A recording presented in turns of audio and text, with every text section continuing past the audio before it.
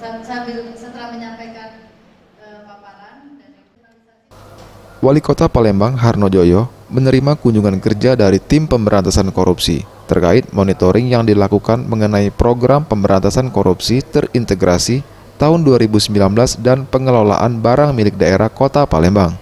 Dalam kegiatan ini, tim supervisi KPK bidang pencegahan Aida Zulaiha dalam audiensinya menjelaskan kunjungan yang dilakukan bersama tim ini untuk berdiskusi dengan pemerintah Kota Palembang mengenai program peningkatan pendapatan asli daerah dari sektor pajak yang dijalankan pemerintah Kota Palembang. Terkait sejumlah kendala yang dihadapi, KPK akan memberikan sejumlah masukan dan pendampingan agar dalam pelaksanaannya dapat tepat sasaran. Inteks ini milik Pemda, gitu. Jadi Pemda adalah penanggung jawab terhadap pelaksanaan bahkan sampai ke hasilnya. Artinya Pemdanya di sini yang di depan yang nanti harus mensosialisasikan kepada wajib pajak, kemudian memastikan wajib pajak itu bersedia dipasang inteksnya, kemudian juga memastikan. Wali Kota Palembang Harnojoyo menambahkan, kunjungan dari KPK ini untuk melihat perkembangan optimalisasi penerimaan asli daerah dari sektor pajak yang dilakukan pemerintah Kota Palembang. Meski dalam triwulan pertama, penerimaan dari sektor pajak sedikit memuaskan, namun Harnojoyo tetap meminta bekerja optimal.